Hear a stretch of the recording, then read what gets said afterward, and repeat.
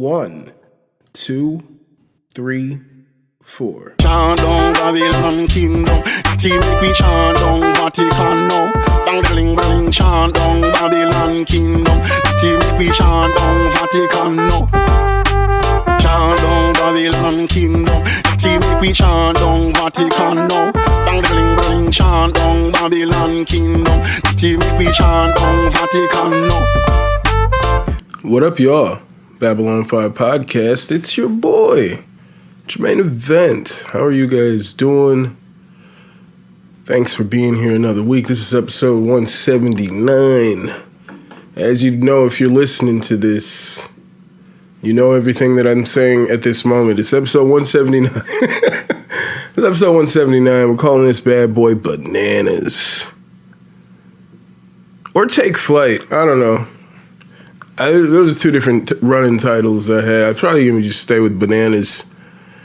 I think we're going to stick with Bananas. We're going to talk about UFC 283 that just went down, ladies and gentlemen. We had two title fights. And it was a really good card in general. Really good card in general. We got a new mythical MMA duo. Some new mythical MMA bros. We're going to talk about UFC 283. I'm going to talk about UFC 285 as well. And of course, we have no fights or no UFC fights next week. We unfortunately have the weekend off. Haven't we suffered enough? You guys were off for a month, for weeks. Haven't we suffered enough, he says, but I guess not. And when we come back, we will have the Lewis Spivak rescheduled headliner fight. So I won't talk about that this week. We'll talk about that next week. But it's pretty much exactly what I said right before they were going to fight the first time. That fight got canceled during the fight card. So it's pretty much the same. I don't have too much. I don't have too much different feelings. They haven't fought anybody else since that fight. It's the exact same. Same as it was then, same as it is now, which is, if you guys would like to follow this podcast on Instagram and Twitter, it's at Babylon5Pod. If you guys would like to email this podcast for whatever reason, go ahead and email this podcast at Babylon5podcast@gmail.com. Damn, I don't think I have that synced up on my phone. Like my iPhone. It's definitely synced up on my Android, but there's a lot of things that I just let go of when I switched to this iPhone. And now I'm thinking, I didn't necessarily let go, but I didn't sign in. It's pretty annoying. Anywho. It was annoying that, I don't know, just getting all them goddamn notifications from 1,000 Gmails. I got a few Gmails, ladies and gentlemen. When I went to MATC, the community college over here, they give you a fucking Gmail. I still have that Gmail. I got my professional Gmail. I got my music Gmail. I got this fucking Babylon 5 podcast Gmail. And I got a few other Gmails. For whatever fucking reason, for other shit I be doing. And I think I was overwhelmed. Or maybe I just forgot. But I gotta sync that up because I feel like I haven't been getting any notifications. Or maybe nobody's been emailing me. No, I was getting emails. Niggas be trying to send me beats and shit through that. I mean, I guess that's the fucking, I'm most active on the Babylon 5 podcast Instagram. So it makes sense that, and Twitter, Instagram and Twitter. So it makes sense that would be the way that they see to contact me is through the podcast Gmail. I guess. I don't know. Anywho, that's neither here nor there. If you guys would like to hit that like button anywhere that you're listening to this podcast, I'd appreciate that so very much. If you guys are on Twitch and you'd like to follow this podcast, head on over to twitch.tv/Babylon5. If you guys would like to Cop some merchandise. Head on over to teespring.com/store/BOF-pod-shop. I was actually about to purchase one of my hoodies. I'm actually going to do that in probably right after I'm done with this podcast. I'm going to buy one of my hoodies. You guys should get it yourself. I was like, why am I not wearing one of my hoodies in these videos around town to UFC 285? But we're going to talk about that later. If I didn't say, head on over to teespring.com/store/BOF-pod-shop. And if you guys would like to be more than just my Niji, if you'd like to be more than just my Niji, head on over to patreon.com/Babylon5pod and you can be my Niji. Or be my patron. You can be more than my Niji. You all can be my Niji. Just by being good people. Good people to have. UFC 283, ladies and gentlemen. Just say UFC 283 last night. Glover Teixeira versus Jamal Hill. Co-main event, Brandon Moreno versus Davison Figueiredo. All right, this was a really good card. I enjoyed pretty much every fight here. If you're not watching every fight, it's silly. I saw someone tweeting and I was like, yeah, it's fucking nuts every time I go to live shows that it's like this. Like, the prelims of this show were pretty much empty. So there's like 10 fights that people they bought tickets to the show and chose to skip the majority of the fights and just show up for the main card. It's crazy to me that this arena was so empty that people would skip these fights. Daniel Marcos looked like a monster. All right? He looked like a monster. And that's Salman Oliveira. Not only did Marcos look amazing, but Oliveira looked real sloppy in there. So it was like the perfect blend for Marcos to look like an absolute beast. All right, he's, 14-0? Undefeated. Marcos is a monster. All right. You had Josiane Nunes defeating Zara Farin dos Santos. That is, it says she's going to be 40 years old in July, I believe. That fight was weird, man, because honestly, I could see maybe the second round I'd give to Josiane Nunes, but in the first round, that height difference, the reach difference, like Nunes, I believe, is 5'2". Farin dos Santos was 5'8", maybe 5'8", 5'10". It was a huge let me click that real quick. It was a huge disadvantage. Like, it was ridiculous. She's 5'8", and Josiane Nunes is 5'2". Nunes has a 67-inch reach, and Farin has a 73-inch reach. She was touching that girl up all over her in the first round. And Nunes was starting to come back and land a little bit at the end of the first, but I felt like you had to give that first round to her.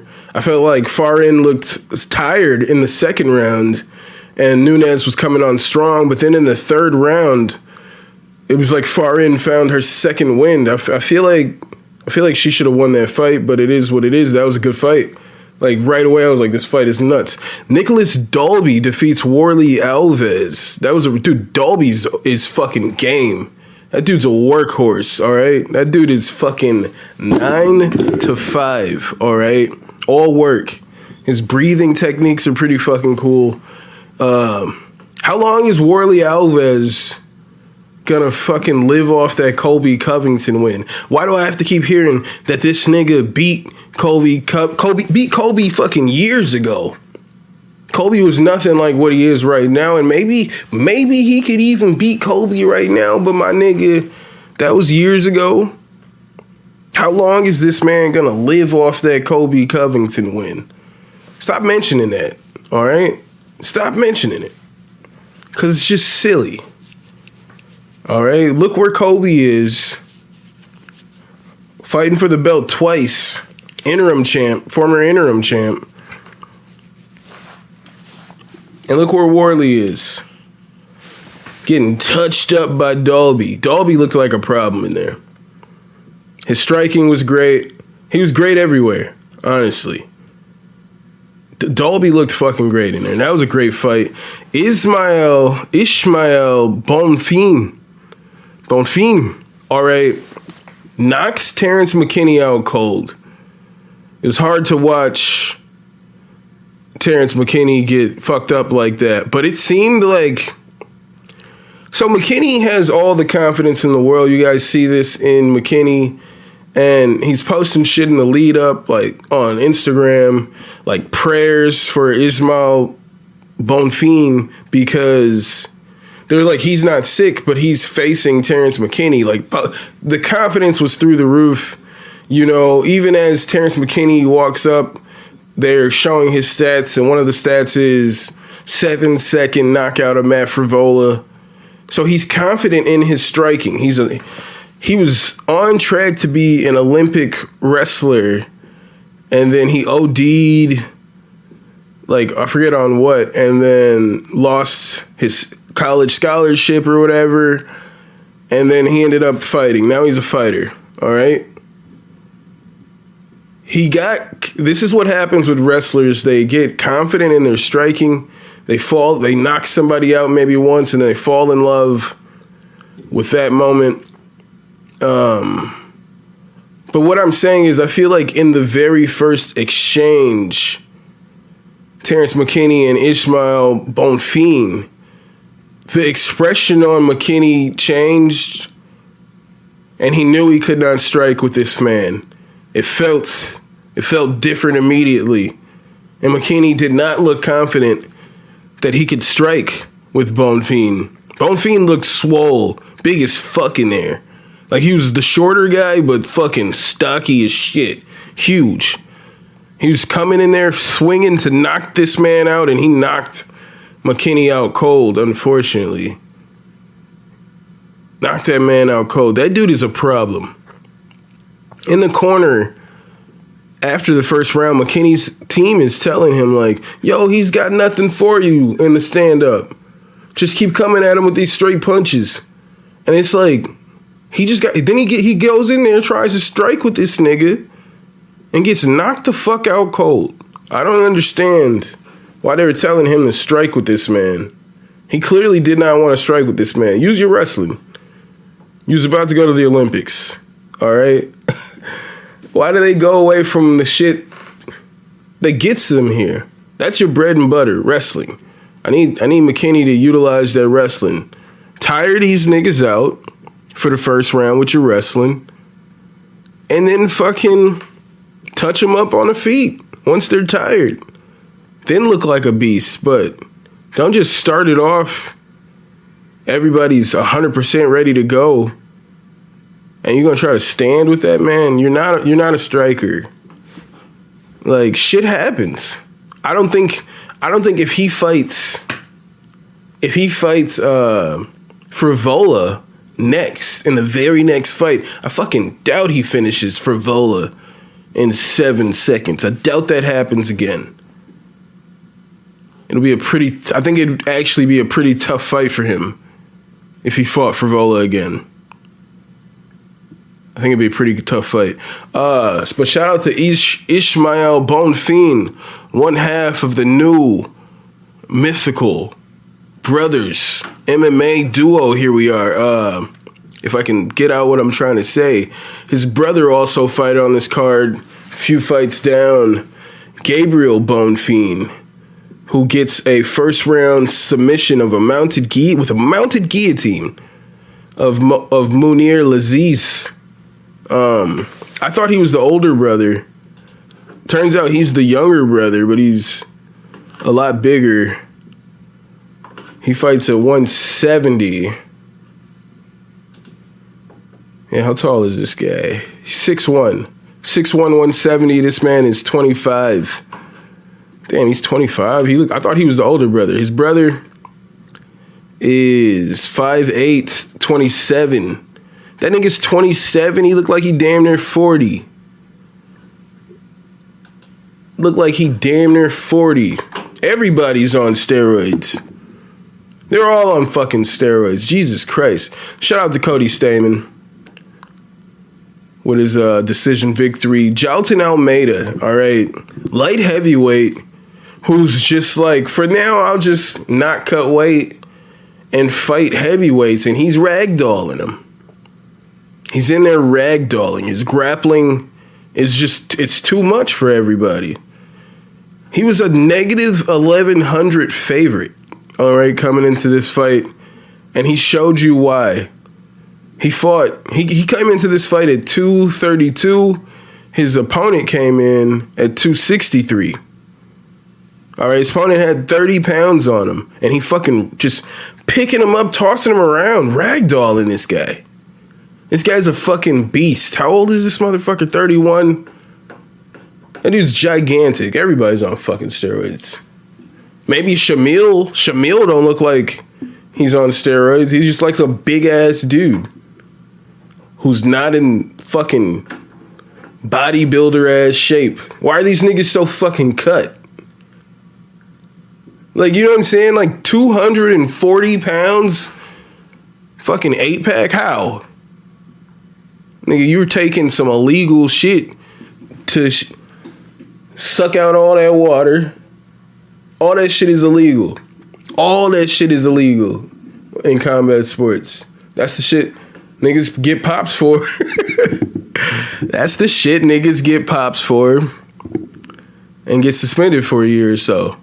I'm just saying, if you look at niggas like Mauricio Hua, who retired after last night, that looks like a normal guy. All right? He looks like a normal guy. Like, yeah, he's got big arms, but then the rest of him looks like a normal guy he looks like a guy who fights naturally. But these fucking Jalton Almeida, Surreal Gone, Francis Ngannou ass niggas, who the fuck nobody else looks like that other than these people. It's weird. Mauricio, who retired, I'm jumping around here now. He lost to this guy, Ihor. I'm not sure how to pronounce his last name. But this Ihor guy does this fucking weird-ass fucking dance. He taunts Hua after the victory. And it was like, all right, man, you just beat a 40-year-old who this was, before the fight even happened, we knew this was his retirement fight. And you beat him by TKO, and then you start taunting him in Rio. You start taunting this legendary Brazilian in Rio after you TKO him. He's 40 years old, man. I'm rooting for this nigga to get his ass beat immediately. That's what I would like to see for this Ihor guy out of the Ukraine. I want to see him get his ass beat. Jumping back. Shout out to Thiago Moises. Gets the submission over this Costa guy. That was a good fight in the first round, but Moises, being the fucking veteran, Costa in his debut, he was able to defend in the first round, but then second round, Moises was all over him, finished him. This guy, Bruno Ferreira, all right, made his debut, knocks out Gregory Rodriguez. RoboCop got knocked out cold in the very first round with just a clean left hook. Like, it was weird. Bruno threw two hooks, right? He threw I think he threw a left hook, a right hook from far the fuck away. It It was like, why the fuck is he throwing these weird punches? And then he steps in swiftly, throws that left hook, and knocks this nigga out cold. It was terrible technique at first, and then just immediately, the button. Hit that nigga on the button, knocked that nigga out in the first round. It was sad to see it happen to RoboCop. But this is the fight business, ladies and gentlemen. It was sad to see it happen to RoboCop, unfortunately. So we had,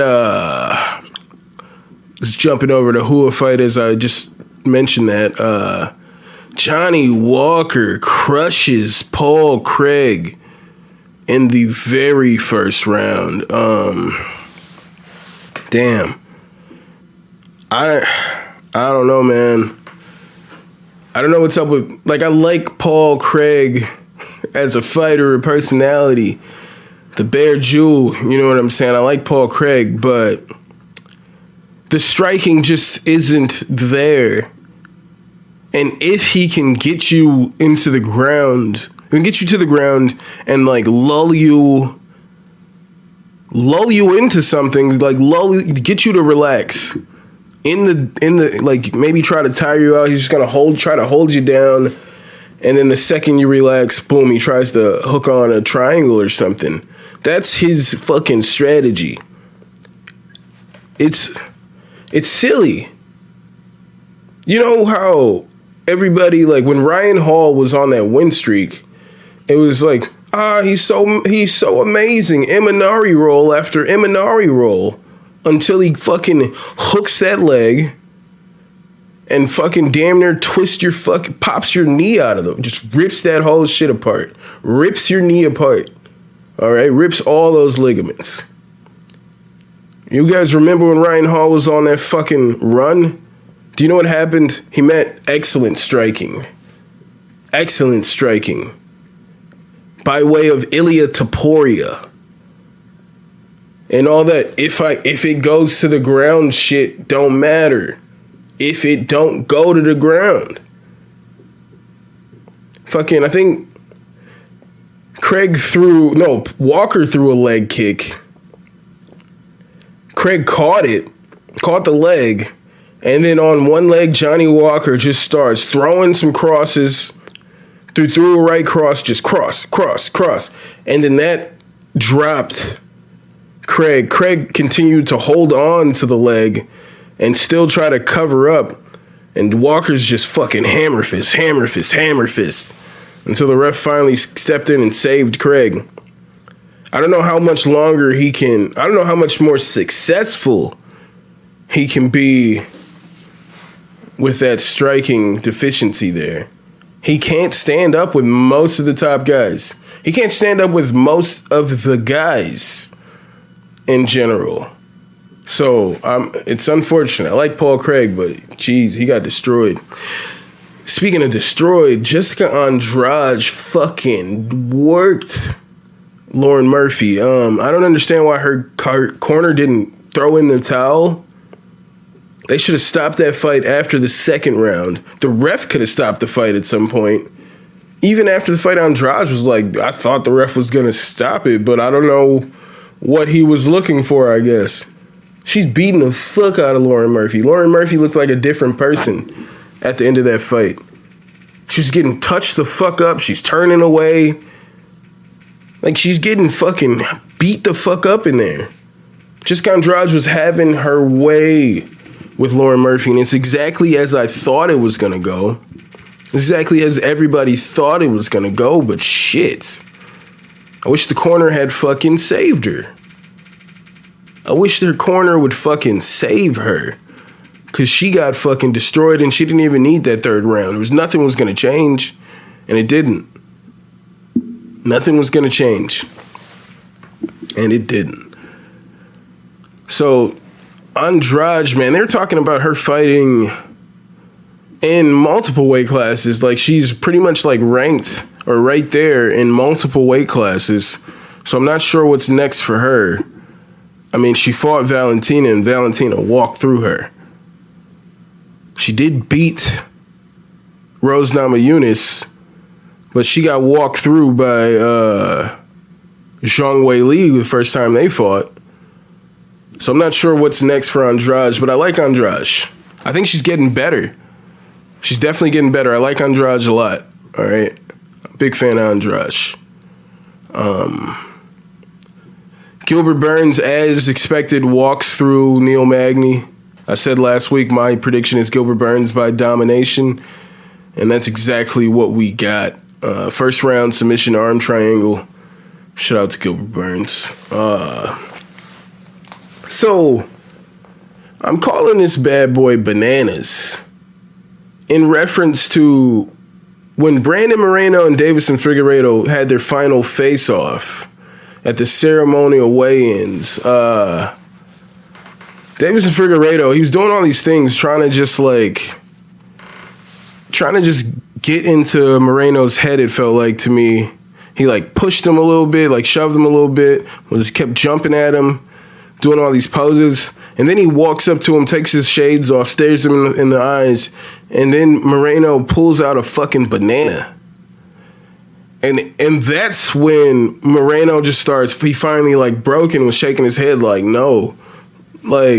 Because as you guys know, or you should know, there's that whole, when they're talking about this is the biggest rivalry of this weight class, and Moreno's well, I think because of the bad blood, this is the biggest rivalry. The bad blood is Figueiredo saying Moreno's team was being racist and saying he looks like a fucking chimpanzee. Putting his face on a monkey's body, apparently.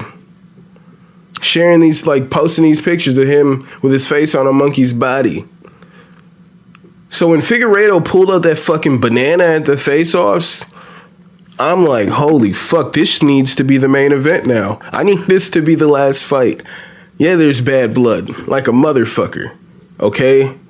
There's definitely bad blood here. So I had to call this episode Bananas.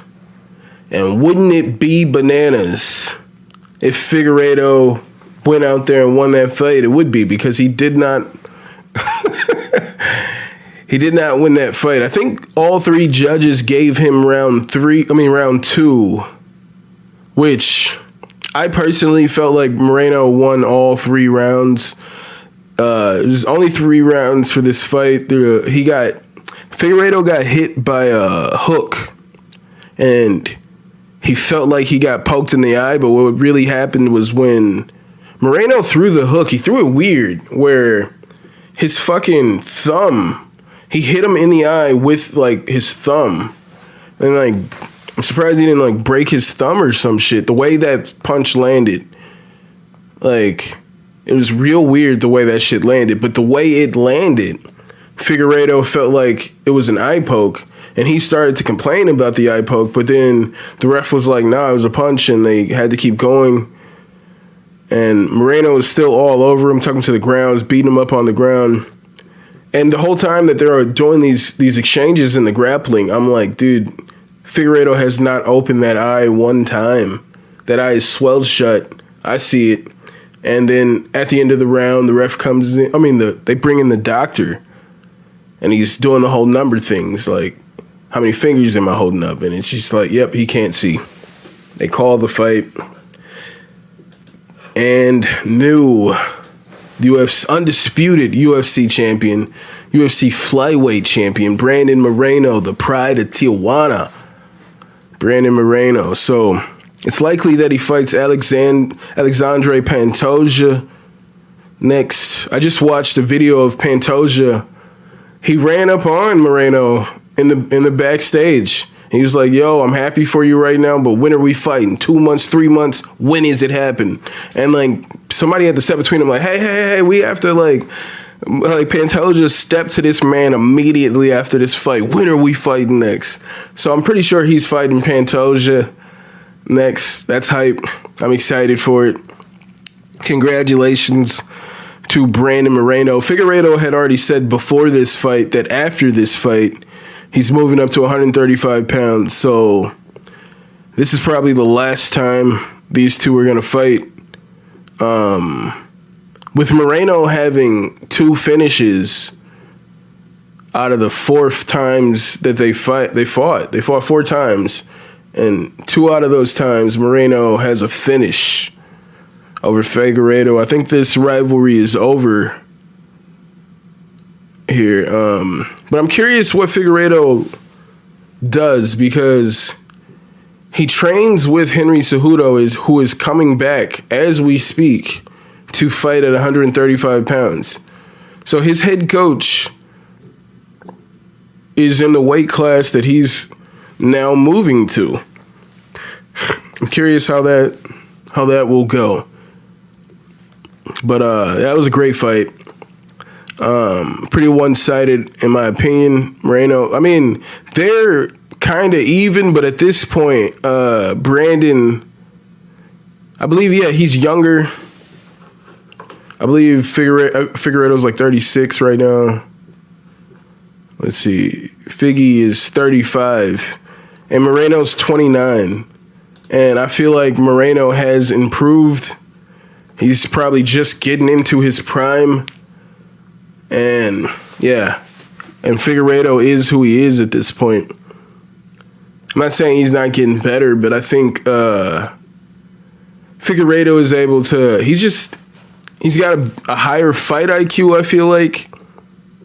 He's just getting better, man. His defense was better. He had that high, tight guard. And this one, instead of that loose, wide open guard, he had the high, tight guard. He was able to make these adjustments. So that was a good fight, man. In the main event, I picked last week Jamal Hill to defeat Glover Teixeira via knockout. That did not happen. But what did happen was Jamal Hill beating the shit out of Glover Teixeira for 5 rounds. Like, he's just dominating Glover Teixeira for a lot of that fight. It's funny here. It's like 63% of people on Tapology went with Teixeira. I don't see how. He often gets touched up. He gets hit pretty often. He just retired. Like, when you look at a lot of the highlights of Glover, they're comebacks.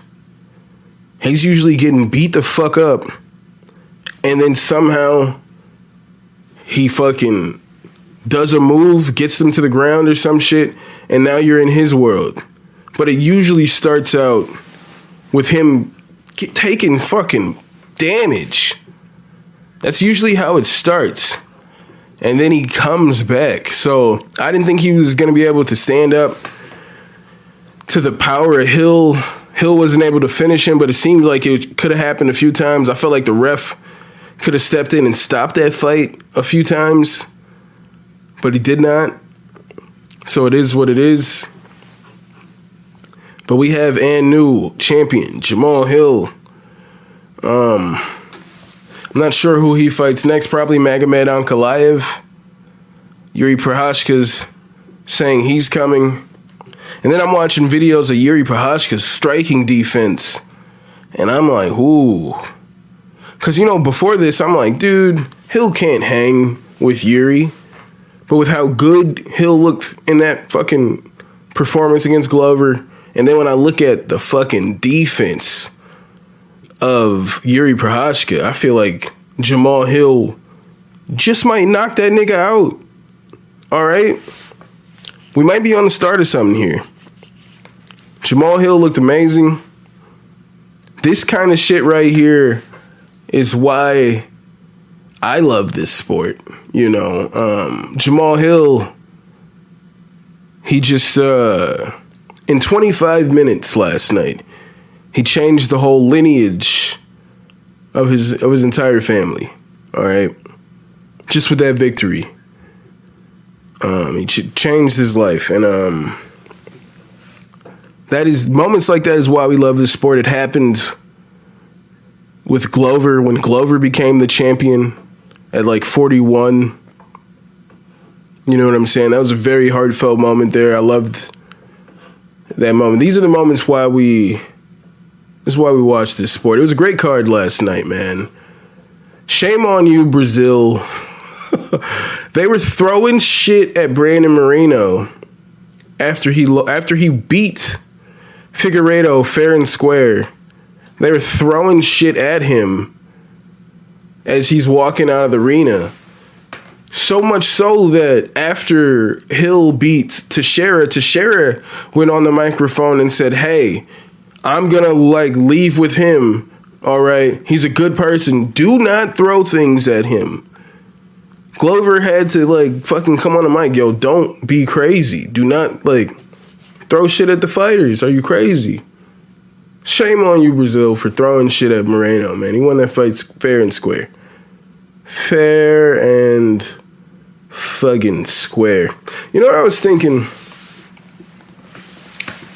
Is this whole MMA shit, is this some elitist ass shit? And I say elitist, I think when I say it, I reference to when Bill Burr came to town. All right, and when I bought my ticket, it popped up at the time, it was like a year or two ago. When you buy the ticket, it pops up and it says, because of COVID, we're going through these regulations or whatever, you're going to have to wear a mask and present a card that says that you were vaccinated, that you had 2 shots, and they were like, if you don't have the proof, then you have to take a test right there.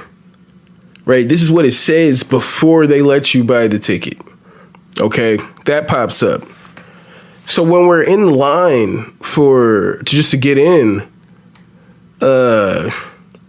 these 2 girls were walking from the front, and they were they just made an announcement. They're like, "Hey everyone, I want you, they're gonna make you, they're like, you have to be vaccinated to come in there. And if you don't have a vax card, they're gonna make you take a test. And they're like, and you have to wait 45 minutes for the results." This is they were going off and just this announcement, right? And no one responded. Everybody just looked at him okay. Because from my perspective, I knew that information when I bought these tickets. Everything you're yelling at me.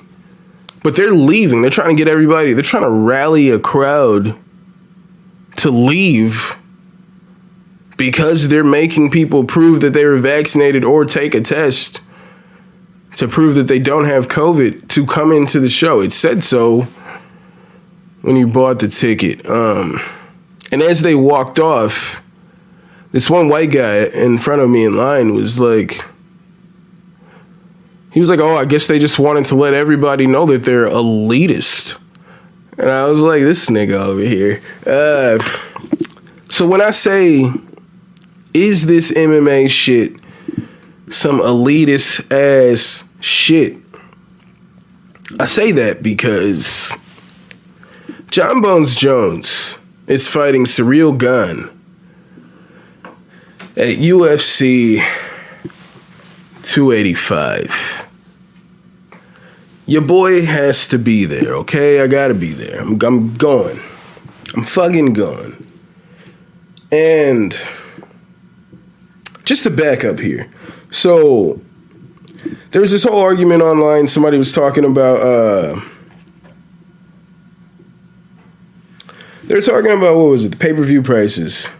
And how every year UFC raises the price of the pay-per-view.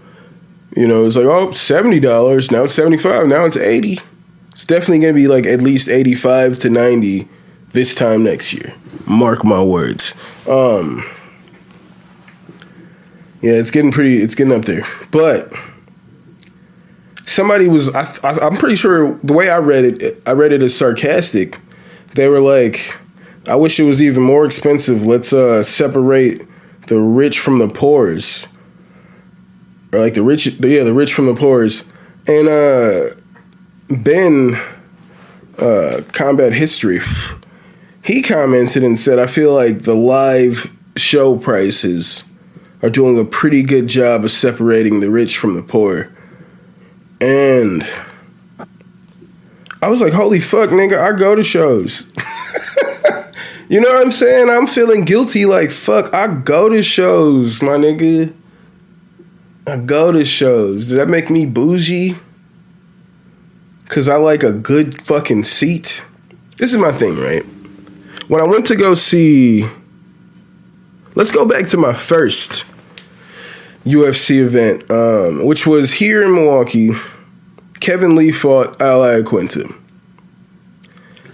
I bought 2 floor seats, and I think it was under $700 for both of those tickets together. Like, you know what I'm saying? I think it was like $6 and some change for both of those seats on the floor. When I went to Vegas to go see Colby Covington versus Kamaru Usman the first time, I like to get cage level seats, but like right there on the side. So I got like just perfect view. If it goes to the ground, I can see it. If they go over there, I can see it, you know, yada, yada, yada. Like the floor seats to me are terrible points of view. All right. It sounds cool, but when you're in there like this the whole time, like fucking just moving around, just trying to see what the fuck is going on, you're like, why the fuck didn't I sit over there? I remember sitting there, and there was like Leah Letson and all these other people. They're cheering on I think Jared Gordon was fighting on that card.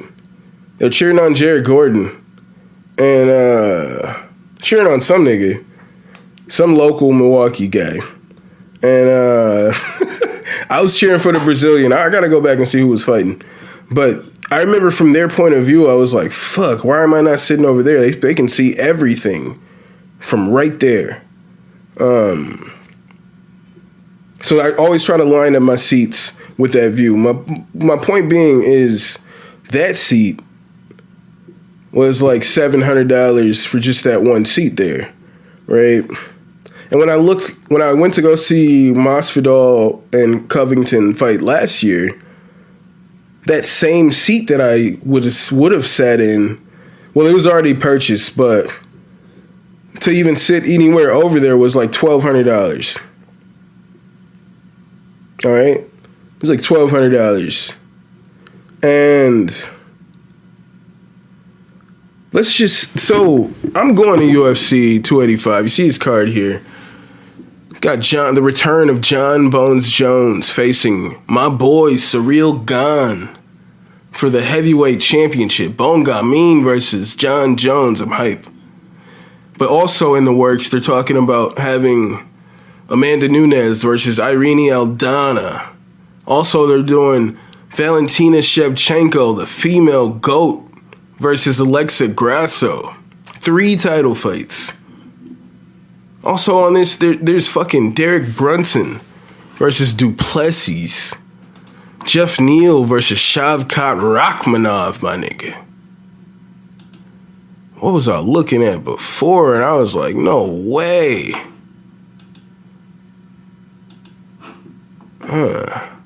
I could have sworn I pulled up the card. All right, I'll just pull it up right now then, ladies and gentlemen. Let's do it on the fly. So the fights that they have here, some other fights they have listed up here for this card. You got Amanda Ribas versus Viviana Rujao. That's fucking hype. Bo Nickel, all right, versus Jamie Pickett is slated to be on this card. Jessica Penne versus Tabitha Ricci. Okay, this is a hype card. You got this undefeated guy, Esteban Ribovic, 11-0, starting off the card versus this Kamulia Kirk. I'm not sure, but I'm hyped for it. All right, I'm fucking hyped for it. And I'm saying, what I'm saying to you is the ticket that I bought for this event, this is the most expensive ticket I've spent for an event. This one ticket here is more than when I bought. I took my wife to see the fucking Backstreet Boys, as you would know if you listen to the very first episode of this podcast. I took her to see the fucking Backstreet Boys in Denver, and you know I like to do my cage level. So I fucking looked at the seating chart, And I got seats that would be perfectly level with the stage and not too far away, like just right off to the side, like slightly in the front, and then just like perfect level with the stage. We were like right there. We could see everything. Perfect seats. All right. I think that was like maybe $700 altogether for that. My point is this shit is more than rent, my nigga. Like, this shit is more than rent. If I was like, I'm gonna take my rent, I'm gonna take full rent, not even, and then put it toward these tickets, I'd still need a few more hundred. I'll put it like that. At least. I'm like lowballing. I need damn near like another half month's rent. I'm not even, damn, that's fucking crazy, dude. It's it's basically a month and a half's rent. You know how niggas be like, man, that's a whole rent check. Niggas like to compare big purchases to rent for whatever reason.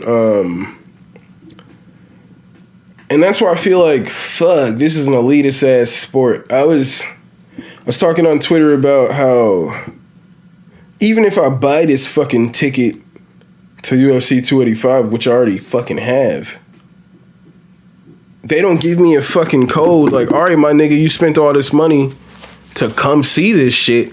Here's a code so that you can watch the pay-per-view like in your fucking free time. Maybe when you get home and you want to rewatch that fight, here's a code. Nope. Give me another $80 fucking dollars. All right? I have to fucking still buy the pay-per-view if I want to rewatch them fights. Or just go to the websites that I go to rewatch fights. But I'm hype. I'm a big fan of this elitist ass sport. Why is it so goddamn expensive? Can I at least get free tickets to the Power Slap League? I know ain't nobody buying no fucking tickets to the Power Slap League. If you niggas is buying tickets to the Power Slap League, you ought to be ashamed of yourself. If you're talking about the Power Slap League in any other way other than to shame everybody involved, you have a big fucking problem with yourself, all right? You need to get it together. Yeah, as I said, there's no fights next week. So I'm going to go ahead and get up out of here. Next week, we're going to touch on Louis Spivak. And I'm going to babble about whatever the fuck else I feel like. Maybe we'll talk about Dana White slapping the shit out of his wife. Because it seems like this is the whole story with the UFC. Scandals can happen, and they just keep quiet because Jamal Hill's going to win. This is going to happen. Like, the fights just keep happening. The train keeps rolling, and before you know it, that happened so long ago. What are you talking about? We've had 80 new stories pop up since then. We're talking about 80 new things over here already. Are you talking about Dana White slapping the shit out of his wife right before the Power Slap League comes out? I can't believe you niggas is actually... I've seen niggas post videos from this shit. Are you crazy? Are you fucking crazy? But if you guys would like to follow this podcast, if you're not crazy, maybe you are. If you'd like to follow this podcast on Instagram and Twitter, it's at Babylon5Pod. You guys can email this podcast at Babylon5Podcast@gmail.com. If you guys would like to hit that like button, my nigga, anywhere that you're listening, I'd appreciate it so much. And if you guys like to cop some merchandise, as I said, I'm about to cop one of them hoodies myself. I didn't make this, but this nice little Awesome Possum. It's my Awesome Possum hoodie. Yeah, just fire ass hoodies. Head on over to teespring.com/stores/BOFpod-shop. Go ahead and cop some of that merch if you guys would like to be more than just my niche, head on over to patreon.com/Babylon5pod. My niggas, this has been episode 178. Bananas. Holy shit. I hope I can steal the audio from this video, because I just found out no audio has been recording this whole fucking time. So,